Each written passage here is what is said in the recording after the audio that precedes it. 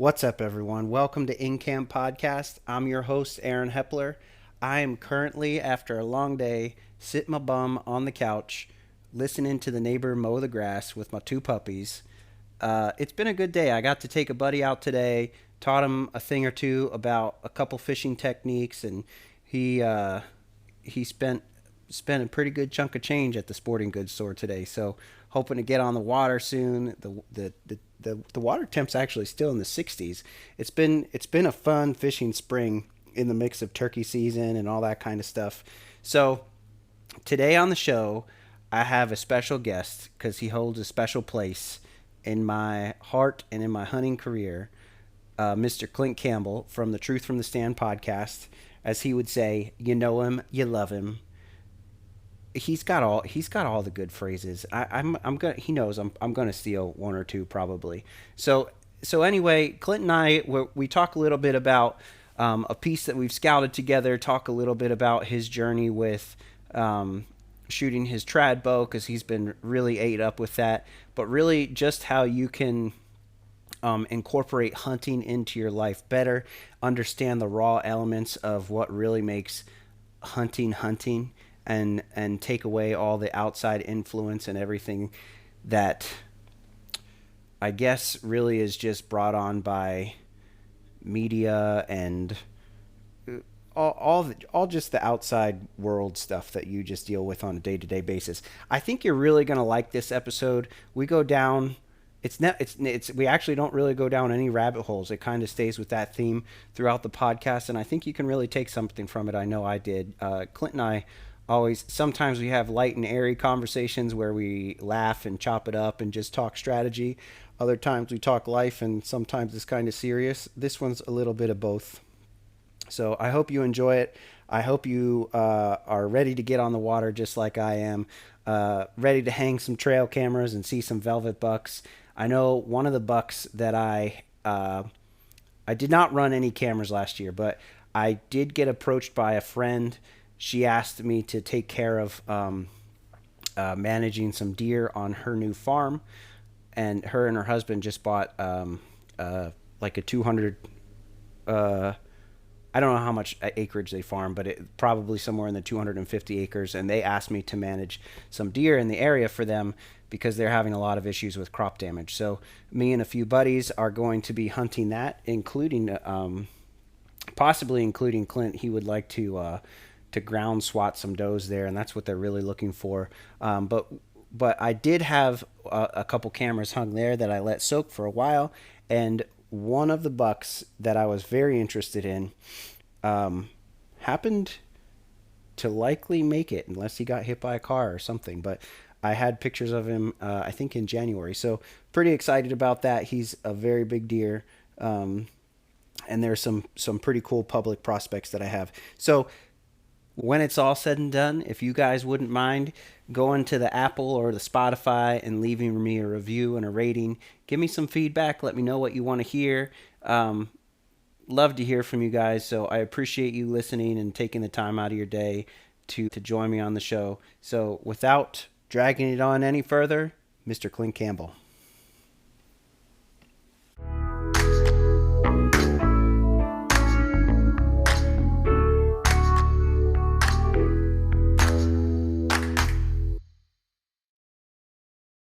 I'm here today with the one and only, the guy who likes to get his eyeballs squeezed out his head on a weekly basis, multiple times, Yes, again and again, my man with the dulcet tone voice on the other end of the line, because it's his favorite word, it is. Mr. Clint Campbell. What's going on, buddy? How you doing, man? Thanks Good, man. for having me on your podcast. It's exciting. Stoked for you. Got a couple of these in the books, which is awesome, and glad I could hop on, man. Dude, it's been a little bit in coming because we've been talking about getting you on, but the schedule has not allowed, which is fine. We get to catch up still every now and then. Yeah, we catch up more during via text message and stuff like that than we do anything else, which seems to be the way of things just in general, man. Like this winter was just busy, and it was weird because it wasn't like I was really doing a whole lot. It felt like. but it just seemed like there was, a lot of family stuff, like, going on or whatever, just, like, weekends that I wanted to be able to go do something, it would either be, if I wanted to get out to scout or whatever, it would be, "Oh, it's raining all weekend," right? Yeah. Or, or "Oh, man, the weather's gonna be awesome this weekend," and then it'd be, daughter has something going on that I gotta be somewhere for or whatever the case was, so it was just one of those things, man, like, she's at that age where her social calendar is kind of our social calendar now, Yeah. Yeah. Because she's just got a lot of stuff going on. She's at that transitional period, right? She's a junior in high school, and she's got 1 more year, so she's got a lot of friend stuff, a lot of, you know, preparatory things to get ready for, the next phase that she'll be kinda going into. But then once that happens, man, You're gonna be like a semi-empty nester in a year or 2 here. we are, man. Like, Megan and I just celebrated our, uh, 22nd anniversary. Wow. Yeah, and we were talking about that actually. We went to Colorado for our anniversary and did, like, a trip together, the beginning of middle of April, I think, or toward the end of April, and, but we went out to dinner, like, this past weekend, like, to celebrate, like, the actual date, and, we started talking about that a little bit where it was like, she's gonna be gone soon, it's gonna be weird, like, we're gonna be just the 2 of us, which we're cool with, like, we like hanging out together, but it was just Well, that's good. yeah, yeah, exactly, but it was one of those things where, we're gonna have more time to do things, hobbies or whatever. I got enough hobbies already, like, I don't need any more, but what I'm looking forward to I shouldn't say I'm looking forward to, because 'cause I'm certainly it's gonna be weird when she's gone, like, I'm not gonna like it. I like having her around, but, I do have a big trip planned for the first fall when she's gone, where I'm gonna kinda take an extended hunting trip and go live and work in a different state, Yeah. take, like, the trailer, my trailer setup and kind of really similar to how I used it last year, where I used it to its fullest, where I really lived and worked out of it and hunted out of it for Made it a little stanky. made it a little stanky, yeah, but I'm gonna take that to, like, the max when she's gone that first year. I'm gonna try to go live and work in Iowa for, like, basically the entire fall, like, get out there end of September and basically just stay until, I fill a tag, of the caliber of animal that I wanna chase, so Right. Yeah, that'll be cool, man. I've got to stay with you in that trailer a couple times, and man, it's always a good time. I really wish I could have gotten out with you when you went out. When you went 2 weeks ago now? Last week? yeah, what was it? Yeah, I think it was 2 weeks ago, yeah, and that was really the first time that I mean, I've gotten out locally and got some cameras out and did some scouting and stuff like that. It was a little bit different for me this year, I think anybody, like, when you get time to scout and stuff like that, you never kinda get everything done that you wanna get done, Yeah. it's the same kind of idea that your eyes are bigger than your stomach, what I mean, a lot of times. And so, I had grand plans after last year of, really wanting to kinda learn some new parts of that particular piece, because that deer I chased kinda drugged me all over the place. And I learned a ton about that piece, which was great, and then I had some other areas where I was marking where I was like, "Man, I really wanna investigate some of these areas." But it just didn't work out, like I was saying, like, I just didn't have the time that I was hoping I was gonna have to be able to do some of that stuff. So I kinda had to take a little bit of a different approach where, locally, it was more about kinda getting back to some of the areas that I've scouted in the past that I know pretty well, and I just really need to know, like, what deer are in the area. Mhm. It really didn't explore anything new locally, and then get back up to the piece where I chased that deer around last year, kinda swapped out all the trail cameras. I really didn't get to investigate anything new. My hope is I get to make, like, one more trip up before it gets too hot, and maybe kind of go to, like, one particular area that I've kinda looked at, and just do kinda like a quick, like, one-day scout through that and throw up a couple cameras and see what happens. I did now the nice thing was is I got all the work done I needed to get done, and so I did kind of, um, explore some other areas, like, in passing, like, that I wanted to kinda look at that I just had never been to, and it was almost like drive-by style, like, not dive in and, like, scout it, but more just like, I'm gonna cruise some of these access roads, just say, right? And I'm just gonna kinda see some of these areas that I've not been to before and see, like, if there's anything in any of them as I'm driving by that kinda piques my interest, and maybe that's where I'll kinda spend a day when I have a free day, Yeah. right? Because the truth of the matter was, like, I spent so much time like, a lot of times when you scout in the postseason, right, you're what a lot of guys do at least, and I think what most people do, is you're kinda going through and you're trying to figure out, like, where was the sign and what was happening, and you're trying to read what was happening based on the sign from last year, right? Mhm. But I spent so much time chasing that particular deer last year in that area that I was focused on that I didn't need to really go through and scout it. I knew where all the sign was because I was Right. hunting pretty much every day, and so I was Right. scouting and following that deer pretty much every day. Right. And so I kinda know where all the sign is in that particular area, so I wasn't gonna see anything new that I didn't Mhm. already know. Like, that's the one good thing about taking that approach to hunting where you're scouting all the time, and if you have the luxury to hunt pretty much every day, like, you really don't need to postseason scout those areas because there's not gonna be anything new there. You know Right. what I mean? So, that was kinda like the one good thing was, like, I didn't feel like I had to do a whole lot of scouting there other than just, like, pulling cameras, checking to see if there was anything that stuck around, like, during, like, the late part of the season that made it through the year, and then just swapping out batteries and, SD cards and stuff like that. Because like, I already know what's on the ground there. I don't need to look, I know Yeah. what's there. So, Yeah. I can tell you where every scrape and every rub is in that area. Right, and the scrapes never I mean, they add on there's something that adds on to them every year, but it's generally the same kind of line, or maybe it's a little bit shifted, but it's always in the same general area.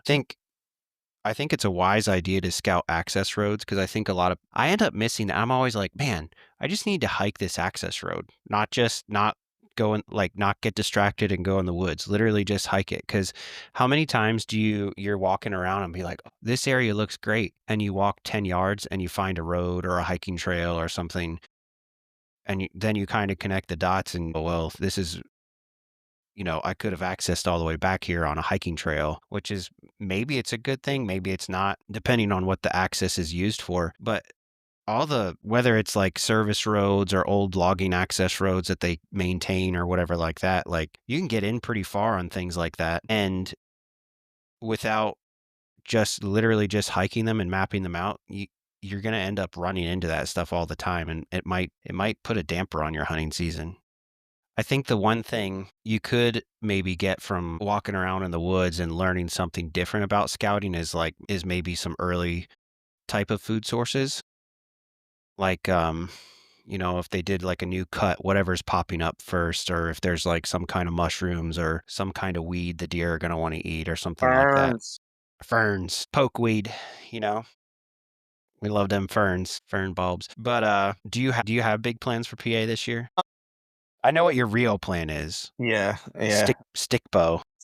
I mean, that's the main plan, right? And, I don't have any real hard concrete plans like I did last year for PA, Yeah.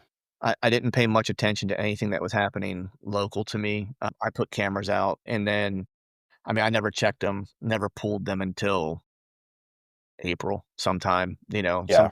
some of them were dead, some of them, you know, died in October or November, and I knew that was gonna happen, but I just knew I wasn't focused on the area, and I mean, the amount of time I spent chasing that one deer, I didn't have time to be in the woods anywhere else. It just, I wasn't for the most part, I wasn't even living at my house for the most part, from basically October through the later part of November.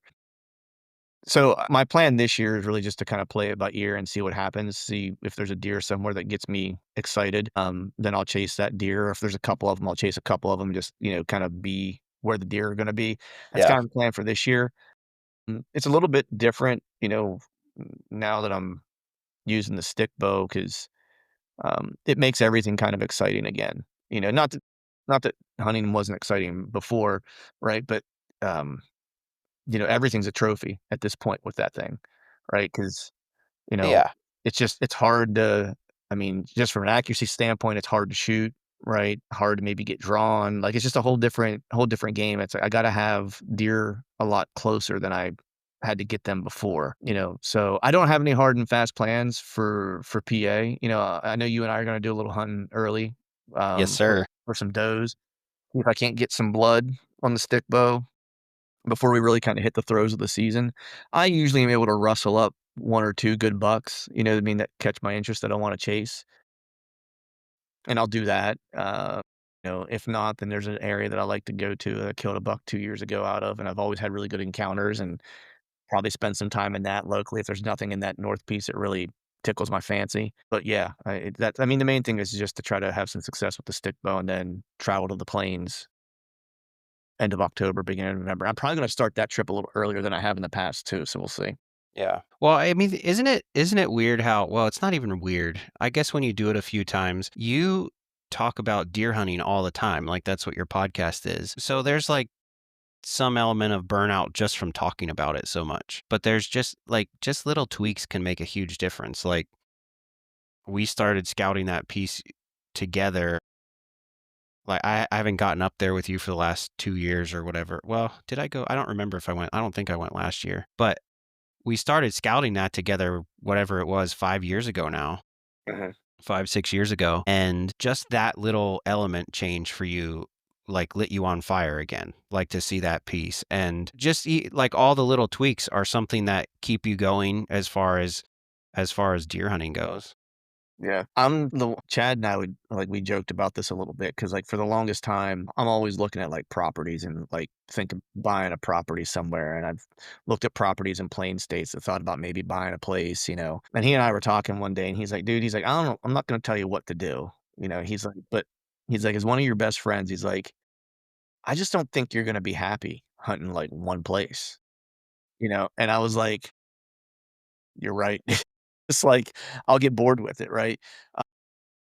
And that's kinda what I know about myself, like, I have to kinda keep things interesting, you know, I can't you know, even in the same areas, like, locally, it's like I don't hunt the same areas all the time, you know, I'll go years and not hunt the same area, even if it produces, like, I sometimes don't go back to it just because I wanna try something else, you know, have a Yeah. different interest or whatever.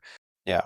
And you're right, like, that north piece was really kinda lit me on fire because it was just a new challenge, it was different terrain, it was just interesting, it felt different, there was a little bit more adventure involved because it's away from home, so it was kinda like a travel hunt, but you know, but it was an accessible travel hunt, so I could get kind of the same feeling, you know, and the stick bow is kind of the same thing. It's, you know, kinda trying to keep it fresh and do something new, and it's gonna be harder. It's not like I needed to make deer hunting harder for myself. It's hard enough, you know, so Yeah. that wasn't necessarily, like, the point. It was just more you know, I think the more and more I do this, you know, whether it's this or any other thing that I'm into, like, I eventually kind of take a circular route, kind of you know, dive in and get obsessive about things, and then I ultimately almost always end up back to, like, the simplest, more pure version of it to a degree, right?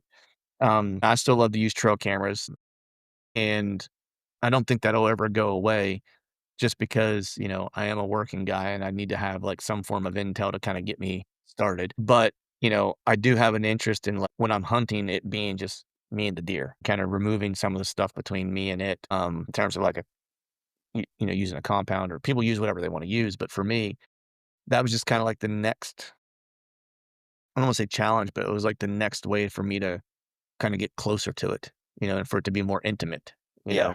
Yeah. Whenever I see you, well, you posted a thing today that you shot after your workout or whatever. And I'm always like, man, I can't believe this guy doesn't fly fish, you know? So it'd be the next thing. Clint is living in his trailer to catch little tiny brook trout and shoot small bucks with Yeah. his stick bow. Exactly. There's a reason why I haven't. So my stepdad, was a big fly fisherman growing Uh-huh. up and was really good at it. And I would go fishing with him all the time. I kind of got away from. I was just never as interested in fishing as I was hunting, you know, and particularly deer hunting. And then as I got older, and like fly fishing has kind of always kind of came around where I'm like, man, I should try it. It seems like I would enjoy it and stuff. And then I'm like, man, I need one more thing that I'm super into. Like I need a hole in the head. Yeah. I just know myself. I will just fall all the way into it. I'll be building my own flies, like, you Yeah. know what I mean? Like, Yeah. that's the path that we'll go down. It's the same thing with jujitsu. My wife was like I work from home, so my wife was like, you know, "You're home all the time, you know, you need to, like, get a hobby." Yeah, you like to hunt, but, like, you do that by yourself. You most of the time scout by yourself because most of my friends don't live close by. A lot of my friends live like you know, you live, like, an hour or so away, and Chad lives several hours away. John lives in Iowa, right? And it's like I got these buddies, and like most of us are kind of spread out. Like got the boys up north, and they're a couple hours away, you know. Mhm. And she was like, "You just need to be around people more consistently, right?" And so I was like, "All right, well, I guess that was her way of telling her you're kinda weird. right." She was like, she literally said to me, she's like, "We need to see other people. You need to physically have other people around you aside from just her." And so so I started, you know, doing jujitsu. but I don't think she envisioned it would be like, and this is just how it happens. It's like, I'm like, "Okay, cool, I'm gonna start this. This is fun. I like doing it." And then all of a sudden it's like, cool, now I'm, like, doing tournaments and I'm competing, like, that's Right. where it goes for me. It's not like I can't do anything part way. Everything has to be all of the way or I can't do it. Right. I think I end up lumping all okay, I like to fish and I like to hunt. I like to hunt everything and I like to fish for as much as I possibly can, but it's all the same hobby. You know what I mean? So I end up focusing on one thing really hard, and then I get good enough at that thing where I can just do small things to maintain it. Like deer hunting, I will scout new pieces, check out a new piece and be like, "Hey, I found this stuff that's similar to the place that I found over here. I think I can kill something here." And then I'm hoping to do that as fast as possible because then I can go bird hunting and I can fish for pike and do Right, all the other things that I want to do. right. And it ends up being like I don't get to do something and I get a little cranky about it. See, I wish I could be so, like, what I enjoy one of the things I enjoy most about you is, like, you're good at all the things that you do, like, you're a really good hunter, you're great at scouting, you're good with dogs, like, you're good at hunting birds, right? But you're very much like a generalist, right? Mhm. Like, that's like if I were to say, like, "What's your superpower?"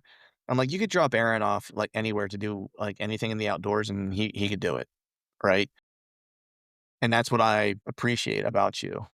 I am not that way. I have to like, because 'cause you're like, you love strategy as much as the next person, but, like, you don't get hung up on, like, if you don't understand, like, every little, like, minute detail, like, No. I do. I will, Yeah. like, devolve. Like, I've gotta figure out the thing, right? Like, just, like, the smallest detail, like, or it'll drive me crazy, and that's why I'm like, I can't do more stuff because fishing will turn into how I approach archery, which is, like, down the rabbit hole. I'll figure out a way to put a camera in the water. You know what I mean? I'm going a little far, but You'll have you'll have live scope on your hip waders. yeah, it's something, you know what I mean? Like, it'll be that, and then I'll get into bass and be like, "Now I got a $70,000 bass boat." You know what I mean? Like, that's exactly where it'll go, you Yeah. know? And I know that about myself, so I'm just like, "You know what? Probably not a good idea." Well, here, you just come fishing with me, and I'll tell you what to do so you don't have to focus on the details, and we'll Yeah, have a I can great do time. that. Yeah. I'm cool with that. It's kinda the same way I golf. Like, I'm better at, like, drinking beer and having a cigar than I am at golfing, but I still like to do it, and I don't even care, like I don't even care if I get my clubs out, you know what I mean? Like, it's just more like being there in the environment. Like, I can do that, but the moment that I take the turn of, like, being responsible for, like, the outcome, like, then I get wrapped up into the process. Yeah, and it's not that you shouldn't. I think and everybody has a little bit of different goals for it too, like, at some point, especially when it gets to gun season, I don't care how big of a buck I shoot. You know what I mean? Like, I want to reach in my freezer in the middle of July and take a guess at what comes out. You know what I mean? Whether it's a fish or a turkey or pheasants or a deer or an elk, whatever it is, I wanna be able to just be like, "Yeah, I got everything I want in here." And that's my end goal. My beginning goal is like, I start out archery hunting and I want to shoot the best representative of a big buck that I can find in the area. But then like I said, as the season gets on, my standards are like, "Ah, Right. that one looks good." Right. See, it's funny because it's not the freezer for me. I mean, I enjoy eating it as much Yeah, as anybody, but right. and it's not even the filled tag for me. It's the it's the winning the It's the development of the strategy and the process Mhm. and having a winning strategy, even though if the tag doesn't get filled. Like, that's the thing for me, and that's why, you know, like, in doing jujitsu, that's why it's like my brain works well that way because if you focus on outcome, you're gonna be really, really miserable because you're really, really bad for a long period of time, right? And so the wins can't come from, like, normal wins where you beat said person or whatever. They have to be focused more on small, like, process kinda Mhm. wins where, like, you made the right choices, you made the right decisions, like, you had the right approach, like, those types of things, and for me, it's the same thing with hunting, where it's like, I geek out like, one of my favorite hunts, um, was actually before I killed that big deer in the plains. It was the same day, but I decoyed, like it was a good 8 point, I don't know what he was, he's probably 120 something, right? He was a good buck, but I decoyed him into, like 5 yards, and I drew on him just to practice drawing and stuff like that because I thought I might have to decoy the other deer in, so I was just kinda taking a practice rep. That was probably one of my favorite hunts I ever had because I won. Like, I beat that deer. I did what I wanted to do. I manipulated him, I decoyed him in, I got drawn, I was on him, coulda killed him 10 different times if I wanted to, right? And that was a super cool hunt because it was something I'd never done before, I'd never decoyed before, and it was something completely new for me that reality is I probably should have failed at it, but I read the situation correctly, I played the situation right, and was able to decoy that deer into a killable range and had him there for a while. Like, that's the stuff that I get excited about is stuff like that, doing something I've never done before and having it and ha Yeah. Well, I mean, I remember when you started doing jujitsu, it wasn't for you, it wasn't about the wins or if you were getting a new belt or whatever it was. It was like, hey, this week I rolled with a guy that was way bigger than me and he taught me a move. And then at the end he said, you figured that move out. I remember that about you starting that. Yeah, and it's still that way Yeah. for me, and I mean, personally, I hope that never goes away, and that's kinda how I am with everything, and that's what I've kind of learned. I think, maybe it comes with age, and maturity or whatever the case is, right? That you start to focus on the things that are maybe a little bit more meaningful than just the filled tags, the missed shots. Not that anybody wants to miss, right? Because it kills you. But those things at the end of the day, like, aren't what fill my cup or Right. or drain it either. Right. Now, doesn't mean if I miss that I'm not gonna be bummed. Sure. It's like I've missed and I've screwed up hunts and stuff like that where I was bummed, but I don't let it doesn't necessarily ruin everything for me, right? When I will get disappointed is when I have opportunities to, like, advance my understanding of something and I don't kinda take advantage of it. That's the stuff that bothers me, and so talking about jujitsu, it's like I'm still that way. It's like I've been training for a little while and I've gotten better and I've gotten belt promotions and I've won some tournaments and got to do some cool stuff but still like when I'm in the room, it's just like I'm interested on like learning something new and trying a new approach to something or figuring out a position that I've been stuck in for a while that I haven't quite found the right answer for yet, or I know the answer, but I can't do it the way that you typically do it because maybe like my body type doesn't work that way or whatever Mhm. the case is. And I have to make I have to adapt it to work for me. And I figure out what that adaptation is. And that's what gets me excited. Same thing with bow hunting, where, when I started focusing on hunting from the ground, specifically like that was new and it was hard and I screwed up a bunch of hunts doing that, and, like, the most exciting thing for me was, getting deer close on the ground and not screwing it up, you know? Right. And then, got busted drawing a couple times and then figuring out why that happened and then fixing that, and then that was exciting because it was like, "Cool, I learned." Like, I learned the lesson, right? Like, the deer taught me a lesson or the landscape taught me the lesson or whatever it was. So I didn't leave those hunts with, like, unfilled tags unfulfilled, like, I felt very fulfilled by them, right?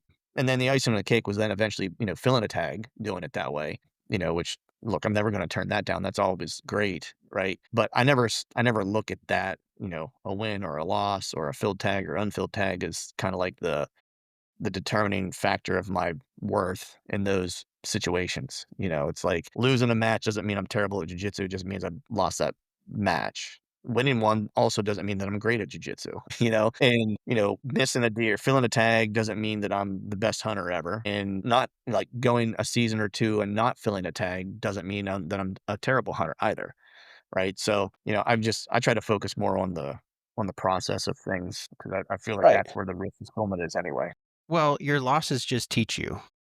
And then your wins, even if they're small, like if you do something right and even if the end result isn't a filled tag, if you do something right and screw that part up, it's whatever. But if you do something like, for example, the turkey I killed this year, like you couldn't have written that thing any better. And it ended up with the result that I wanted. But what I really wanted was, can I strike this turkey up?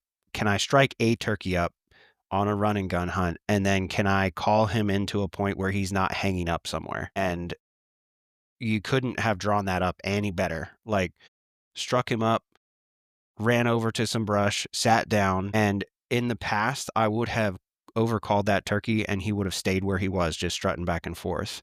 But I called just right. So this thing ended up coming up a hill and I got a shot in 8 minutes. But that would have, if I wouldn't have killed a turkey, even if I would have just seen it and he popped out at the wrong spot or whatever, in my mind, like that would have been my win, was like I struck that turkey up and got him interested enough to come in. Cause I'm not really good at turkey hunting. We've gotten to turkey hunt together. I haven't killed a turkey in like 5 or 6 years, you know? Right. But Yeah. it's taking the small wins is super important, in whatever it is, even if it's like the buck came in and you couldn't draw because there was a stick in the way or something like that. Like Yeah. you found them, you fooled him. Yeah. I mean, you have to find, I mean, unless you just don't make any mistakes, which I haven't met anybody yet that's the case, Right. then you have to learn to take the small wins as like kind of like the quizzes between the tests, if you will. That's kind of what those are. And it's just they're motivating, right? Like when you make small little, when you can recognize that you've made small advances, at least for me, like, that gets me excited to see what's around the next corner. Like, what's the next thing, right? What's the next evolution? What's the next thing I need to get better at, or what's the thing that I'm gonna screw up this time that is the thing I need to work on, right? But I think a lot of people, and I think bow hunters specifically, at least the good ones that I know, they typically have a big growth mindset, right? Where it's like they're not looking to stay static. They're always kind of looking for what's the next, evolution of themselves. How can they get just a little bit better? I talked with shoot, who was it? He's from New York. I had him on not too long. Ty Jennings, I think was his name. Mm-hmm. We talked about self scout, and I actually talked to Tom Murphy about this too. I had him on recently. He and Ty are friends. They're both from New York. Tom's a uh, he's a professional baseball player. Right. Has an injury right now, so he's not currently playing or on a roster, but he played last year. I think it was for the San Francisco Giants, if I'm not mistaken. But we talked about self-scouting, right? Like that's something, that even if you don't know what you want to work on or what you want to get better at or what you need to get better at, maybe you're just not as, maybe you don't think of hunting in the same terms, like maybe you don't think of it the way I think of it, right? Like I'm usually pretty self-aware of like what I'm good at, what I'm not good at. And like when I started ground hunting, I knew there was a lot to learn there. And so I seek people out who are really good at that, and I start talking to them about what are the key kind of pieces to help me get better at it? Like, what are the things they really have to focus on, right? And it was like Right.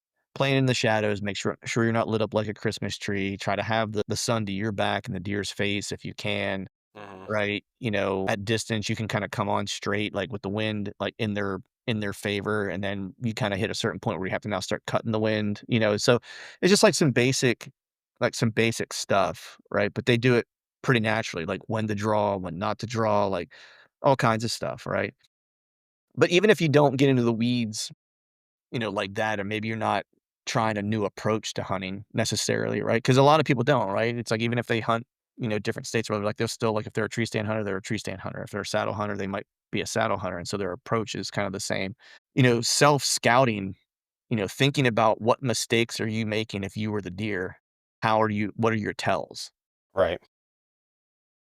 Because, I think we always say in passing, I think it's used a lot as a throwaway statement. Like people will say, like, the deer are scouting you as much, patterning you as much as you're patterning them. Mm-hmm. And I don't think people really think about what that actually means. I think people say that and they don't, I think they believe it, but they don't really believe it. Right. Right? Like, and so, thinking about self scouting like you would if you were a baseball player, it's like if you're in a slump, what's a batter do? Well, they go back and they watch their at bats to see, are they given any tells? What am I not good at? What are they exploiting that they recognize that I'm not good at doing? Sure. And so I think as hunters, even it's like if you want to get better at it, and maybe you're not changing like a stylistic approach or something like that, where it's like very obvious what you need to get better at because it's something brand new that you're trying. It's like going back and self scouting previous hunts, thinking Yeah. back through, I thought I was going to see this deer here and I didn't. And I thought I did everything right. But if I go back through it with like a critical eye and say, what are the possible things I could have done wrong that told that deer that I was here and then he never showed up? Right. And then you start to kind of understand like where you might be making a mistake. It's like, oh, well, shit, I've been using the same access route for different hunts. Even though I'm hunting different areas, I'm using the same entry and exit over and over again, right? Right. It's like, that might be one, right? So, and then, or it's like when I get to this certain spot, like I got to give up the wind a little bit, and maybe that's where I'm screwed. Maybe I can't use that. Maybe I got to make a loop around because I got to keep the wind in a certain direction, like more consistently. Yeah, and it's so true with deer. I think when people think that this deer is patterning them, they're imagining a deer that's bedded somewhere high, watching them come in through the access. But you got to think about the impact that you're making. Like a deer can tell how long ago you were there. Like you leave ground scent, they can tell how long ago it was there. That's why people make those like scrape drippers that drip only during daylight hours and that kind of thing. So it's not so the deer is going to be like, well, there is some kind of danger in this area around this time. I'm not coming here at that time or whatever it is. It's not just somebody, glassing you up. You're leaving your own, the deer leave the crap, the tracks and the rubs and the scrapes. We leave a lot more trace than that. Yeah, yeah. Well, it could even be someone else using the same access that you're using. You know what I mean? It doesn't even have to be you. Right. And you can take advantage of that as long as you know where to get off at. Yeah. I mean, I'll specifically set trail cameras in certain spots to watch the foot traffic, to know like how often is anybody using this access, and if so, how often, Yeah. right? And if they have, if they're leaving obvious sign like as to where they're set up, then you kind of know that as well. If they're hanging Yeah. stuff and then leaving it, then it becomes really obvious, right? But there are certain places where it's like I'm going to use. Now, sometimes it works to your advantage and sometimes it works to your disadvantage. Like there's plenty of places where it's like I'll use a well-used hiking trail because Mhm. it's so well used that deer are just used to people being on it.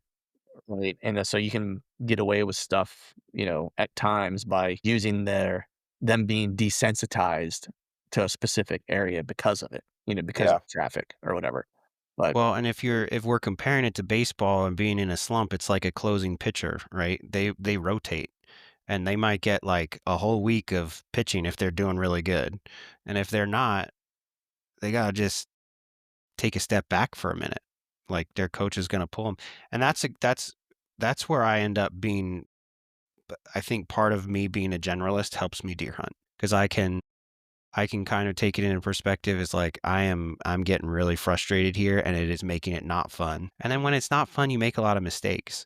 Like yes. you're cracking sticks in the woods and you don't really care about it and you're picking a tree that you just find one that that's good enough and it's like, oh, you could have taken the extra 2 minutes to really be say, hey, is this going to put me in the game or not? Mhm. But those are the mistakes that you make because when you get to the point where you're just so frustrated that you continue to make those mistakes, you're just going to keep going down that.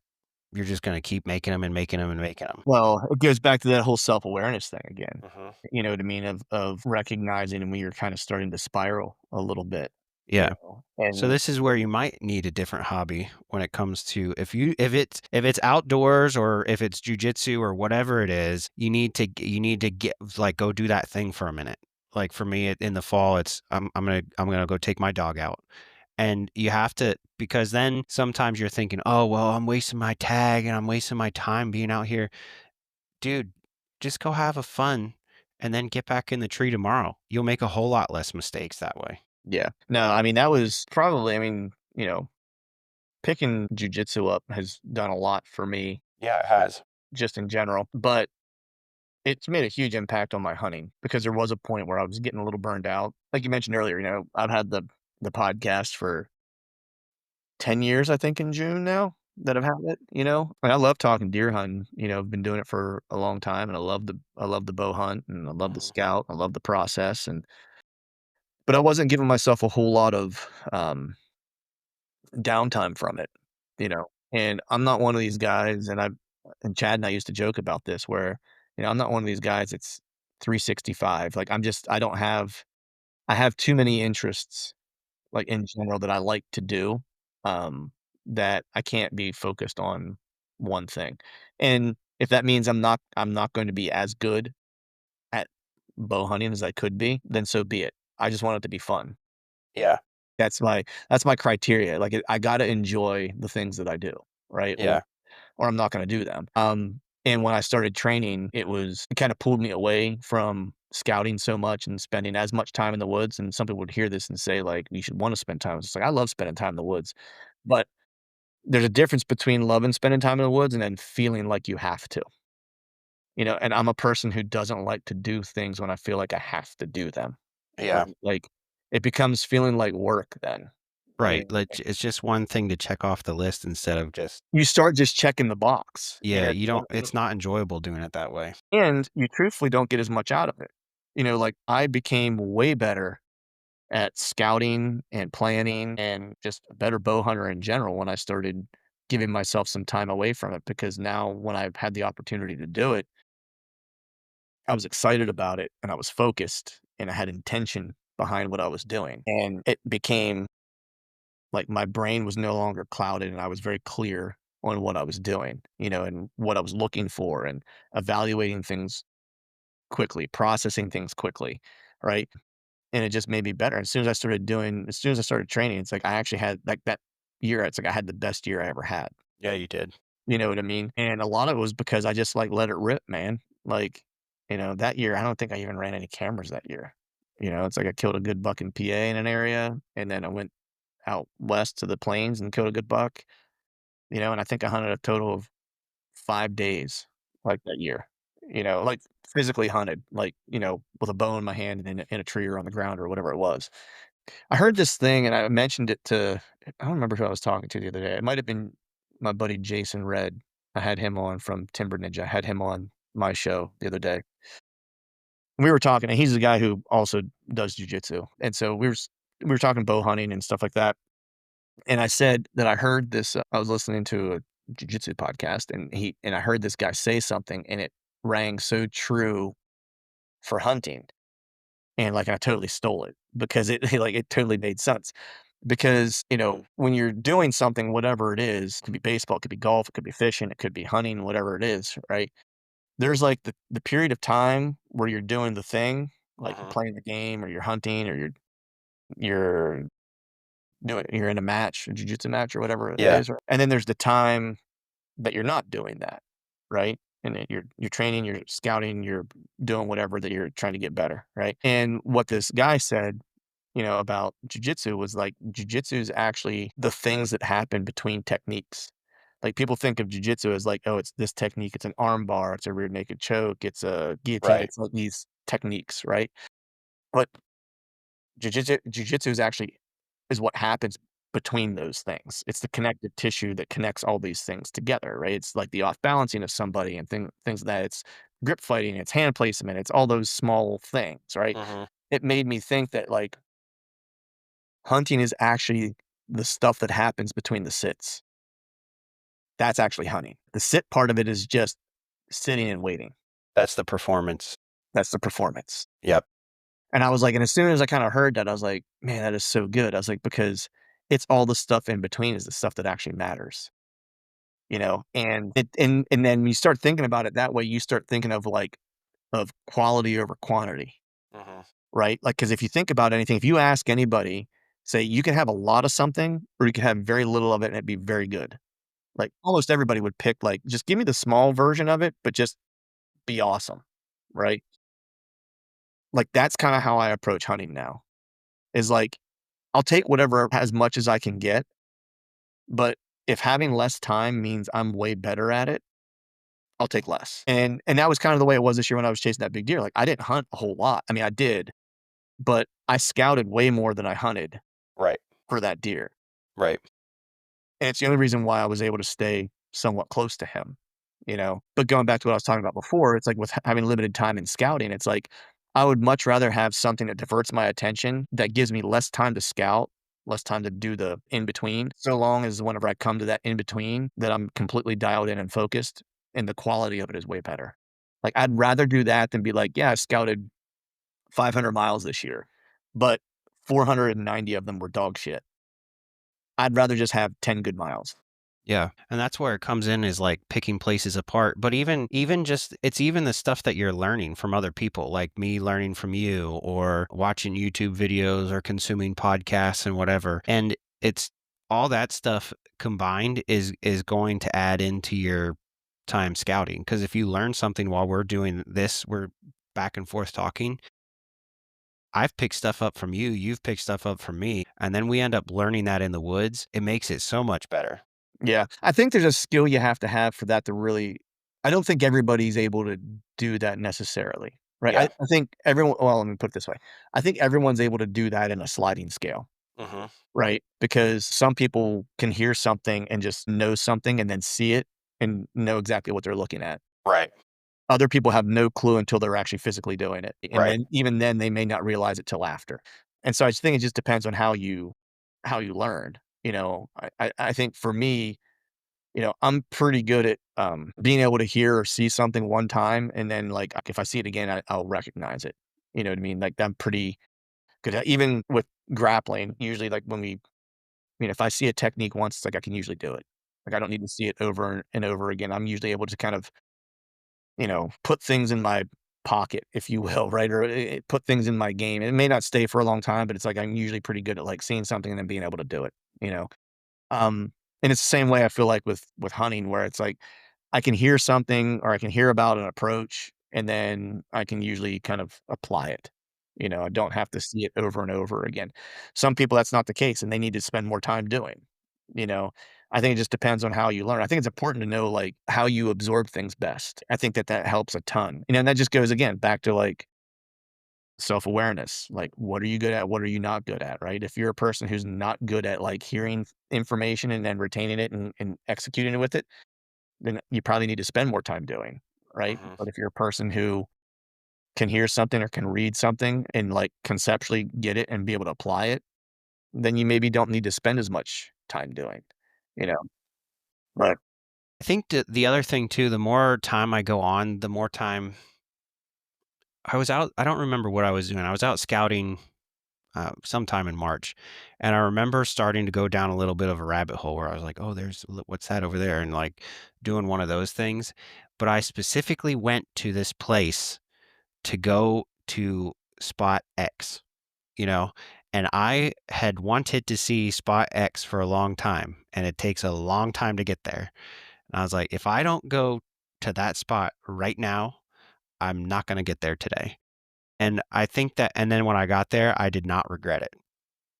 And that's one thing that where you're like, "Oh, well, I walked 500 miles," but after a while, you learn those in between things that help you hone down spot X, and you can go straight to that spot and learn that spot. But I think that's one thing that keeps you hooked too, is if you think back to what was something you can remember early on as a youth, just like hunting or fishing? What's like do you like just specific story or moment? I mean, I think for me it was, uh, we had a back 40 where I grew up, and it was, I mean, when I was a kid, that place felt huge, right? And I think, because I lived in the middle of nowhere, it was, dad wasn't always necessarily with me or whatever. It's, once I got old enough that I could go by myself, I'd go by myself a lot after school. Right. But even if I wasn't hunting, I was in the woods all the time. Mhm. And that was just kind of like where I played was in the woods, you know? Um, I just remember like this feeling of excitement and like almost like butterflies when I would get to go. The same feeling I get when I get to go hunt, right? It's that Exactly.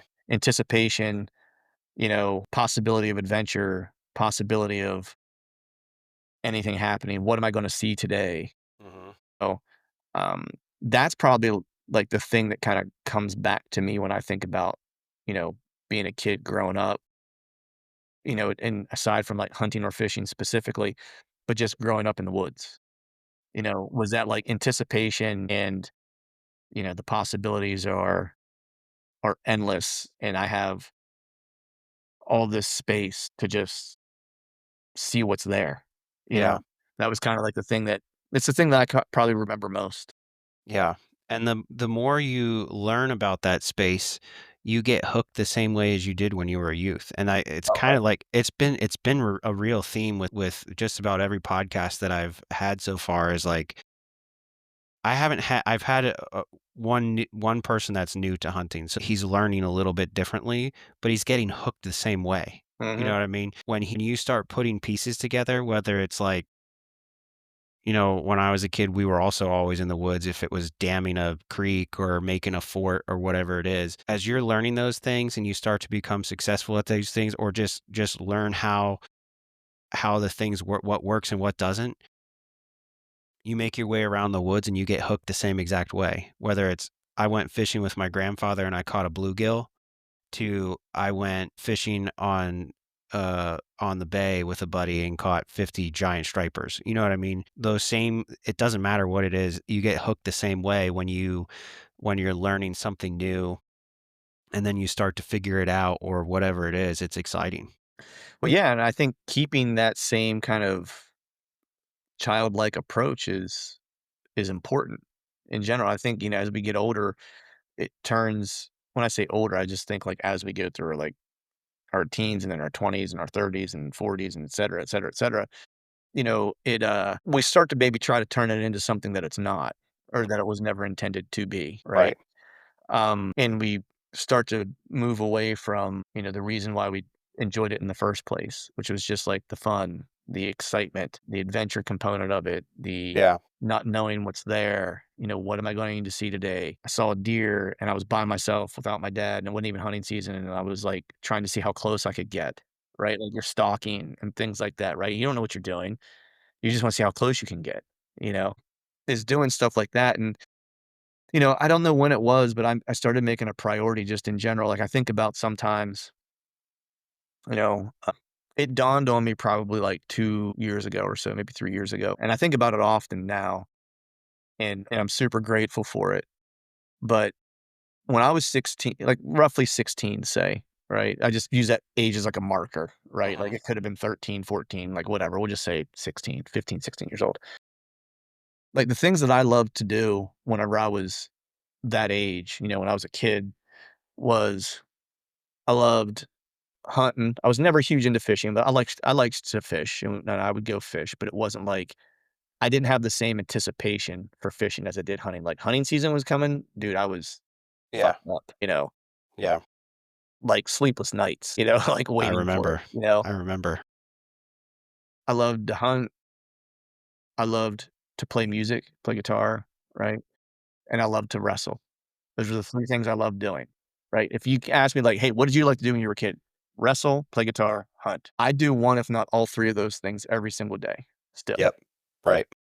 You know what I mean? And that dawned on me just probably like 2 or 3 years ago because there was a period of time where I didn't. There was a period of time that's why I said when I started grappling again, like, it gave a lot to me that I didn't realize was missing because there was parts of, like, the year where it's like I was kinda devoid of the things that I loved because, like, I would go out and I would scout and do stuff, but then, it started feeling like it was like I was checking a box to a degree, right? Mhm.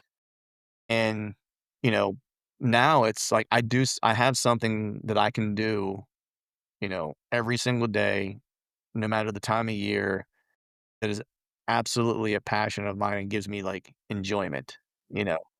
And some days I do all 3, right? Like, yesterday's a great example. Yesterday, I played some guitar when I got home for, like, 30, 40 minutes.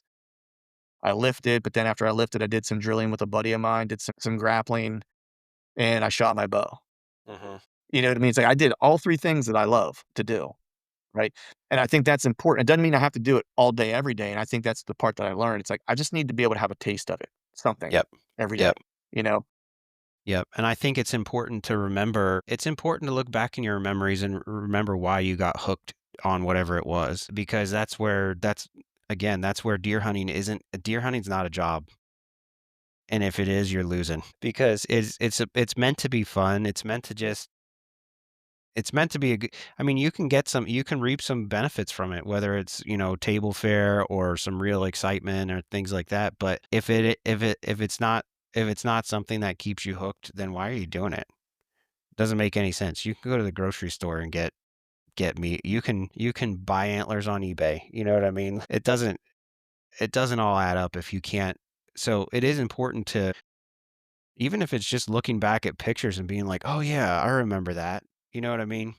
Yeah. Yeah, and when I say it's, sometimes I mean, there's guys that, that I've talked to that, don't have a podcast. They don't work for a hunting company and like they had the same experience where they just got so wrapped up in trying to attain these goals that didn't matter, and it wasn't necessarily their goals personally, you know what I mean? It was, like, goals that they thought they had to do to be seen as, like, a quality hunter or whatever, you know what I mean? Just ridiculous stuff. Um, and then they got back to just doing the things that they like to do, and it was fun again, I think it's real easy to see what other people are doing, and we live in a world where that's readily available to you. And if you allow yourself, like, you'll start to compare, right? And I think that's where the real problem kind of comes, right? I think it's hard.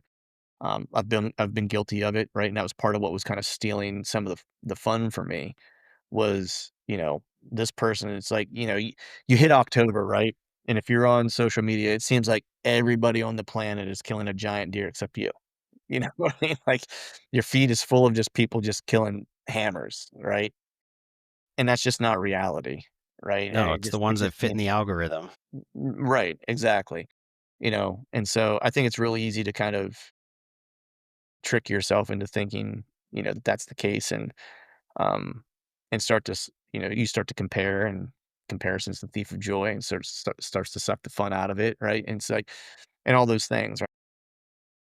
I think just, doing the stuff that you like to do because you like to do it is the key to it, right? Yeah. And if that means you sleep in today and you don't go hunt because you'd rather go to the farmer's market with your wife, Yeah. then go do that. Yeah. You know what I mean?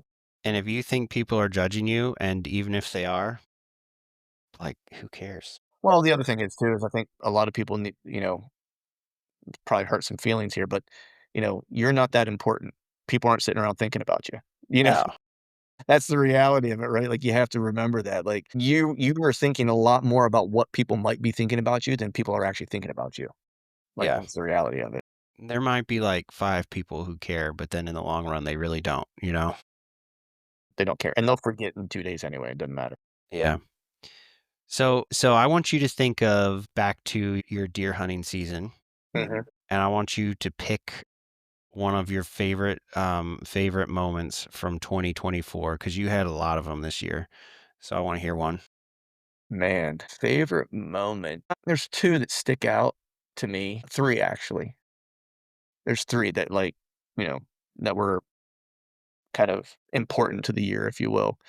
The one was, where I was hunting, and it's hard to hunt in October. It's big, It's it's huge. challenging to hunt. The deer could be anywhere. There's the deer numbers are, I'd say, on par with what you would expect in Pennsylvania in general, but it's just, like, so much land, and they don't live in, like, every part of it, every pocket of it, right? So it's, like, kinda spread out, and so it hunts incredibly hard in October, and that was kinda like my challenge, was to try to find this one big deer, and the month of October was my goal, because I didn't wanna rely on the rut necessarily, because I'm not that lucky. I was like, "I'm not gonna have this giant just run by me," you know? And so one of the best moments was actually seeing him on October 12th, was like, I actually got a visual on him. Right.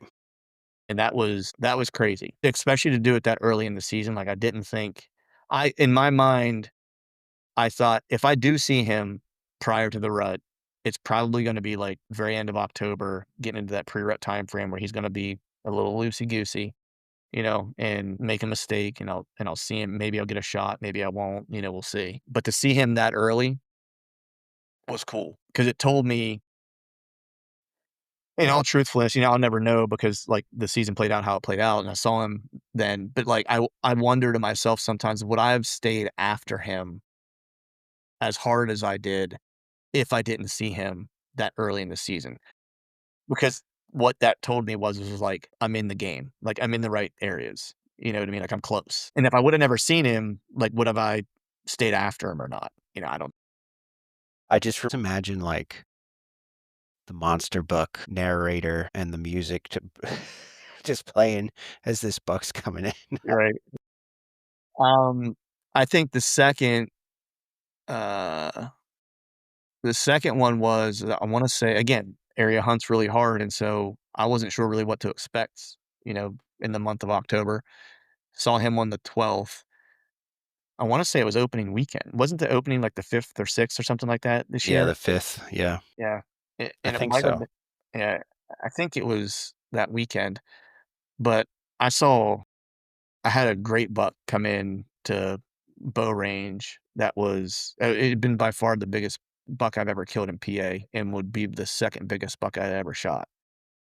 And I passed him and he came to like 15 yards or whatever. And that was just cool because again, that area hunts really hard. You know, a lot of guys don't see a lot of bucks, if any, during that time of year in that area. Right.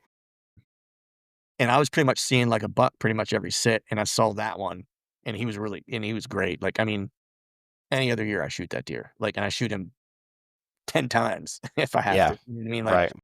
he was a really good buck. So that was super cool. Yeah. And I think the other one was I scouted like pretty much every day looking for this deer, trying to cut his sign, cut a track, cut, anything.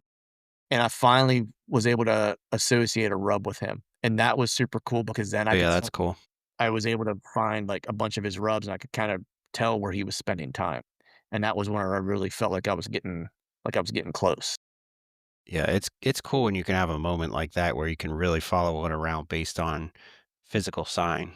Yeah. Yeah, and he just wasn't leaving much, like, prior to that, and that was really cool. Like, so those were, like, the 3 moments, and that but then just overall, it was, I mean, I got to hunt a bunch, man. Like, that was, like, probably sorry, it keeps dinging, like, all of a sudden That's okay. people are trying to text message me.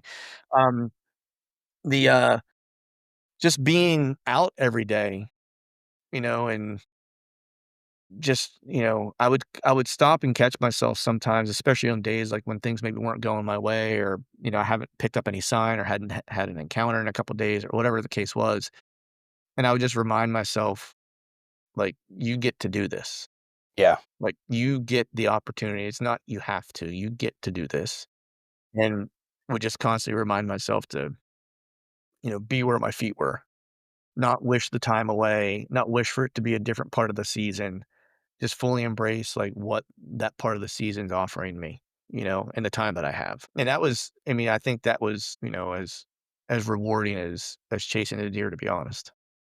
It's one of my favorite parts about taking vacation in the fall, man, is like it's just like the alternative lifestyle. Like it's obviously not really an option to take off and do nothing for the rest of your life. Like literally not. You have to make money. You have to work at some point. But when you get to live that little bit, when you get to live that a little bit of alternate reality where you're just okay, today I'm waking up, I'm gonna go deer hunting, and then this afternoon I'm going for that's I'm the same way, man, where I'm like, "Man, this is so cool, I get to do this," and it's just it is a total privilege in life in Yeah, general. it is, and it's not to say that it wasn't a hard fall, right? Because I was still working. I was just working from the trailer, and so, like, my days were long, Mhm. I was tired a lot. It would've been real easy just to, like, knock off and say I wasn't gonna do it, but I kinda made a commitment to myself that I wanted to do it, and Yeah. again, going back to, like, I get to do this. I get to get up at 4 AM to and go hunt the morning, this might be, like, a Monday or whatever, and then I'm gonna run back to my trailer by, like, 10, right, before, like, my calls really start for work. Schedule all my work between, like, 10 and 3, and then I'm gonna dip out at 3, and I'm gonna run back to the woods, and I'm gonna hunt. I'm gonna scout my way into where I'm gonna hunt, and then I'm gonna hunt. Right?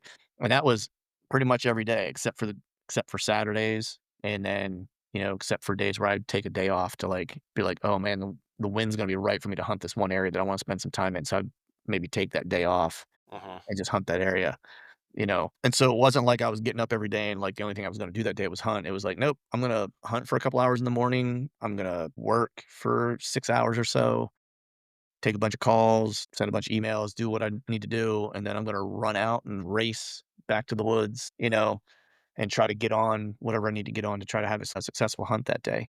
Well, and it was cool to see you do it because it's been like it wasn't just like you decided this year, "Oh, I'm gonna go spend." You've been saying for years, "I'm gonna come up here and I'm gonna spend the entire as much as the season as possible in this trailer and learn as much as I possibly can, probably about one deer," and you finally got to do that.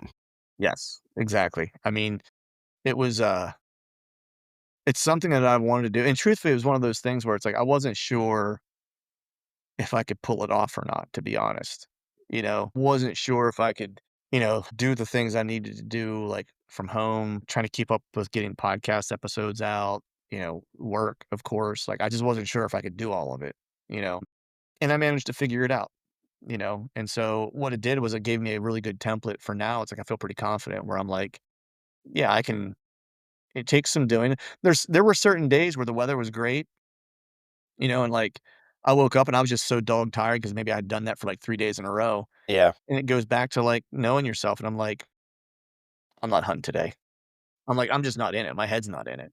It's like, and so I would just take that day off and I would just sleep in a little bit. I'd sleep until like my normal work time. Then I would just get up and I would work all day. Yeah. And that night it's like maybe I'd drive to like the restaurant that wasn't too far away and I would actually get something to eat, and like have a little bit of a recharge and I'd be back at it, you know?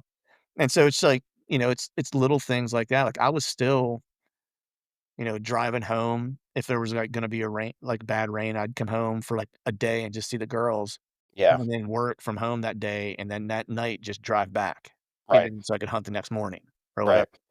whatever. I was doing a lot of that, and I was coming home on certain days to, like, still train jujitsu. I was still training, like, 3 days a week.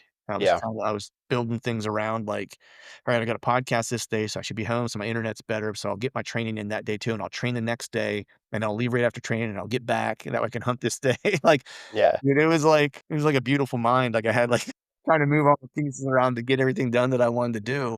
I mean, you've been pretty intimate in that trailer, like you and that trailer got a lot of good stories, man. Golly, man. I mean, every year I think about getting rid of it and selling it No, no. and buying something different, and that's coming, to be truthful, because, like, the trip that I wanna do to Iowa, like we started off talking about when my Yeah. daughter's, out of the house and stuff, like, I need something a little bit more if I'm gonna live for several months, Sure. little I don't need a lot of comforts, but I need to be able to, like, function as a human for, like, Right. 3 months at a time and work and not miss a beat, I need certain things in place. And so I've been looking at some other stuff, and it's like, I know at some point I'm probably gonna get rid of it, but it's just so hard because I'm like, "Hey, man, it has everything I need and nothing I don't," Yeah. you know? And I And that love when I walk into it, like, I'll go into it to get something or whatever, and, like, you would think it smell like ass by this point. It still just smells like the wood that I used to build the stuff inside of it is what it smells like, and so every time I get inside of it, it reminds me of hunting because it just yeah, smells the same every time. right. And, like, I walk into it and, like, I smell it, and then all of a sudden I get, like, butterflies, like, "Boy," I can't wait to get back in it. Yeah, and there's always some kind of, like, good story. You remember the time it was the time we went scouting when I, blew the elk bugle and all those turkeys were Yeah, gobbling? Remember that? best turkey call ever. Yeah, best shot gobble call ever, elk bugle. Go run around the woods with one of those and see how many people you can piss off, you know? But remember we left the heat on, like, all night, and I was nice and comfy on the floor, and you woke up and you're like, "Oh, I'm a little dizzy." Yeah. Dude, I was so dehydrated because that thing will just suck the moisture right out of you, dog. Well, you put, like, your head up and you're like, "Whoa, Well, it's a yeah, little toasty up here." yeah. And I don't think it was that. It was probably in the 50s, maybe something like that. Yeah, I mean, that's the thing with that, like, heater. It's so like, that's the one thing that all these other things that I've looked at, like these other trailers that I've looked at and stuff like that, and I've been looking at, like, overlanding trailers and stuff like that that, Mhm. that have more off-grid, like, capability and things Yeah, like that. And the one thing I'm always like that pains me is that I almost wanna just take that heater out of the one that I have and put it in whatever I get, like, right. and retrofit it, because that heater heats a small space so well. Like, it's overkill for what I need or for that space, but it uses, like, next to no propane. Like, that's the thing, like, I've never run it on anything other than low, and it'll run 110 hours on low, Yeah, on 1 tank, on 1 20-pound tank. right. That's Like, wild. I'll usually fill both of them up. It's like, I don't go through more than, like, maybe 1 in a season. Even this year, I didn't even fill both tanks. I had half a tank from the year prior and a full tank, and I just finished the half tank and started using the other full tank at the very beginning of December on the last hunt that I did. Wow. Yeah, I mean, it's such a cool way to make memories and stories too. Because like, when we went out with Chad turkey hunting that one time, that was so fun too, and it's like, it's cool to just, eat some food, podcast a little bit, and tell the stories from the day, accidentally roll under Chad while he's in the hammock and hope he Yeah. don't die. He likes that hammock, Does dude. like that Yeah. hammock. Yeah, he and I'll be back together this year, like, he'll be in it again. Awesome. The other thing is too that kills me is, like, you know, that trailer, we've killed 2 deer out of it so far, and I hit one in Missouri and lost it, but our travel hunts, with Chad and I, we've killed 2 deer out of it, and both of them were Boone and Crockett deer. So I'm like, I don't know, man. I was like, "We kinda can't get rid of it." I was like, "It's got" we don't fill a tag every time. I was like, "But when we do, man, it's a good one," you know? Yeah. I was like, Yeah. "It's" but It's definitely like if somebody listening to this is into the DIY stuff, it's a really cool thing to have. yeah. Dude, it's changed. It really was a game changer for me. People use that word all the time for stuff, but this thing really was because it allowed me to kind of go travel hunt without really like, I'm not a big planner. Yeah. Like, people that don't know me super well, like, I'm not like, when I hunt out of state now, for the most part, people are like, "Hey, when you leaving?" I'm like, "Nah, I don't know." Like, I've got a tag and I know I'm going to a place. I don't know exactly when I'm leaving and kinda roughly know where I'm going. Mhm. It's like, there's not like, I'm gonna do this and I'm gonna do this. It's like, nope, I'm gonna go to this state and I'm gonna figure it out, right? And the Yeah. trailer really lets me do that because I don't have to have like, oh, I gotta stay at this town, I gotta be at this hotel. Like, I don't have to do any of that. It's just like wherever I can pull this thing in. And a lot of times I'll stay at a campground or whatever, but there's been plenty of times where, I mean, the one year when Chad and I went to the plains, met a farmer and just asked him if I could park it in his field. He said, yeah. So I just parked it in his field. And that was where we Yeah. stayed for like 2 weeks, and so I could be very close to where I wanted to hunt and stuff like Right. that, you know? Right. Right. So, So yeah, worth it. yeah, so worth it. Been a game changer and has allowed me to kinda hunt more, especially last year, you know? So and I've made some changes to my truck too to be able to truck camp more on, like, shorter, like, 2, 3-day trips where I'm gonna go north, and I'm gonna be there for, like, 2 nights, 3 days, 2 nights type of thing where it's like I just take the truck and I'm able to make it work in the back. Yeah. So before we wrap this up, dude, I want 3 tips from Clint Campbell that somebody can just do on a whim this summer that can make them a better bow hunter. 3 tips, man, put me on the spot, Hep. I would say get all your domestic stuff taken care of. It's not even hunting related, but, like, just make sure things are cool around the house, around the crib, whatever things you need to get done, updated, take the wife out, spend some extra time with the kids, like, whatever the case is, that way you've got, like, a good clear conscience whenever you go to do your thing. Focus on the in between, the stuff that's actually gonna Stuff help that you we be. talked about. Yep, stuff that's actually gonna help you be successful is going to be the stuff that happens between the sits, right? So focus on those things, and then give yourself a little grace if things aren't going the way you think they should go or the way you want them to go. Yep, 100%. It's okay to it's okay to not be right, and sometimes it's okay to not be okay. And just recognize that, and it'll all come back around, and you'll be back in the woods doing your thing and be more focused and more in tune and be enjoying it more than you were previously, I promise. Those are the things that I focus on. I try to have things at home cool. I try to focus on the things that I can control, the in between stuff, and like the sits are just like the manifestation of the in between. And I try not to be too hard on myself when things aren't going the way I want them to go, or if I'm not figuring the things out that I need to figure out as quickly as I want them to figure out, as quickly as I would like to figure them out. Right. You know, this stuff happens when it's supposed to happen. As long as you're doing the right things, it'll happen when it's supposed to. Yeah, perfect. Love it, man. Dude, thanks for coming on. This is gonna go out soon, I think. But I always love getting to catch up with you, man. You're one of my best friends, especially when it comes to being in the woods. So it's good to hear from you, buddy. Right back at you, man. We need to, I'm gonna be coming up to your house soon. We need to pick some dates. I need to get into a tree elevated to do some longbow shooting to get a little bit more practice. I can get into a tree at my house, but I can only get like a foot and a half, maybe 2 feet off the ground. Well, there's So it's plenty of just trees here for it. yeah, yeah. I figure I need to come out and do some shooting at your house. Let's get a weekend together to do that. Sounds good, man. We'll talk to you soon.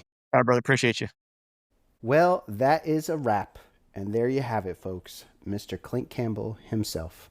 Check him out at The Truth from the Stand on Instagram and at thetruthfromthestand.com. you'll find a lot of good content over there. Subscribe to his email list because he sends out a lot of great news.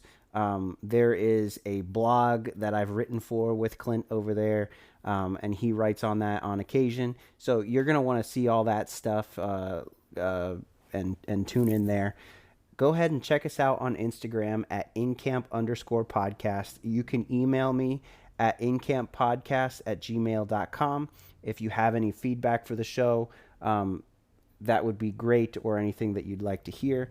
I'd love to hear from you. So anyway, stay safe, have fun in the woods and the water, and until next time, this is In Camp Podcast.